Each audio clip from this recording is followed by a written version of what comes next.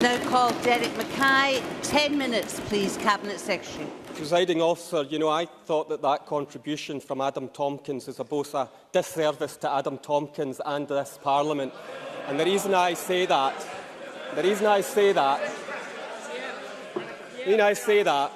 is what we are being asked as parliamentarians to do tonight is to vote on a budget of £42.5 billion for our public services, our economy and our people.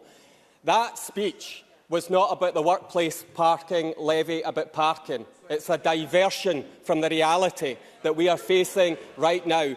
This is the budget that we are being asked to approve tonight, and that's where people should have focused their minds. But I will say this. It was remarkable, and Adam Tompkins referenced the current economic indicators in the UK. But of course he didn't tell you that unemployment in Scotland right now is at a record low of 3.5%, outperforming the rest of the United Kingdom. So if the SNP government is responsible, we'll take responsibility for record low unemployment in Scotland right now. And those economic credentials are indeed strong. The Fiscal Commission that informs the budget, informs the debate, wasn't mentioned by the opposition at all. And they told us what the real threat to Scotland's economy is.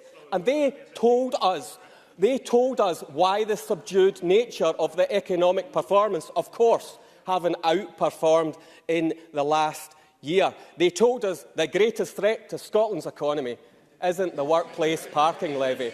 They actually told us it was Brexit, not mentioned by the Conservatives in today's contribution. Which takes me to the second paper that I want to speak about once again. And I have to say I'm disappointed from the Labour Party too. The Chief Economist has published a report saying that if there's a no-deal Brexit, which most of us agree is increasingly likely because of the actions of the Prime Minister and her red lines. And what they are taking this country towards is a recession, with their eyes wide open. A recession. What does that mean to people? 100,000 people unemployed, a contracting economy, business failure, those most vulnerable, hardest hit. That's what these people are taking us towards, and they should be ashamed of themselves for that catastrophe. And the fact, I will take an intervention. Oliver Mundell. I thank the Cabinet Secretary for his intervention. Despite his amateur dramatics, does he not think that the best thing the SNP could do to protect the Scottish economy is get behind the deal that the Prime Minister is trying to secure for the whole of the United Kingdom? Derek Mackay. You see, I might appear dramatic because I believe every word I am saying. I am not that sure that the Conservatives feel the same. The alternative to a no-deal is no Brexit, and we've set out compromises that the UK government have steadfastly refused to listen to. Willing destruction and negative impact on the Scottish economy, and even the Prime Minister's deal damages the economy as well. And do you know if there is tax divergence coming? It's partly coming through the actions of a right-wing extremist Tory government who choose, as an act of fiscal irresponsibility, to give, at this time, tax cuts to the richest in society, when, yes, our public services need support. But we all know who the Tories really want to tax. Let's remember who they want new taxes for. The poor, ill health, prescription charges, education, tuition fees. And do not dare to be poor and have more than 2 children in Tory-run Britain. What a disgrace the Tory party have become. And if I followed the Tory tax plans, we would cut £500 million from our public services rather than grow our public services, which is what this budget supports. Now, I would say I'll take a further intervention. Kezia Dugdale. Back to reality, can I say to him that care provision in Edinburgh is not good enough? These are not my words, but the words of Jean Freeman in a letter to me that I received this morning. Before 5 o'clock, can he tell me how cutting £14 million from Edinburgh's health and social care budget and £9 million for NHS Lothian is going to help my constituents desperately waiting a care package? Cabinet Secretary.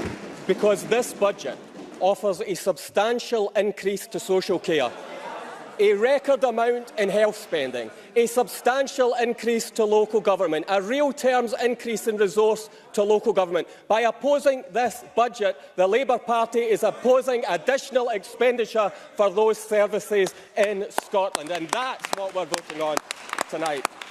Let me return briefly to Conservatives, who we've heard many positions from. They want to raise less and spend more. Now, I'm finding out about council tax decisions at this point in time. And despite everything you've heard from the Conservatives about council tax and other taxes, I understand that Perth and Kinross Council, Tory-led, is increasing council tax by 4%. 4% isn't what you promised the electorate, and we've increased local government budgets, which just goes to show on so many matters in relation to the Conservative Party, you can take as many positions as you like. You don't need to defect. You can take any position you like in the Conservative Party and stay within the party. To the Labour Party, I say this in all seriousness. The Labour Party knows they brought no credible budget alternative to my office. And when asked to name councils whose budgets were going down, James Kelly ran away from his own question.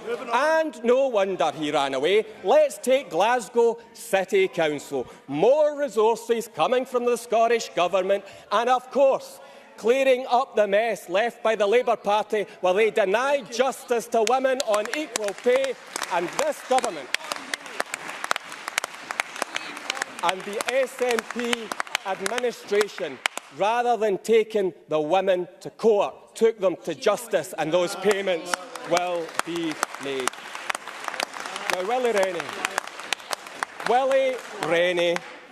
Rennie, the only thing I'm left with his contribution in the budget today is he wants me to show him my flagpole. I don't have a flagpole. I've got a patio. I'll show him the patio, because it's on that I stand. Firm foundations in the budget, presiding officer. No, I'm not taking one from Mr Rumbles either. Presiding officer, this budget,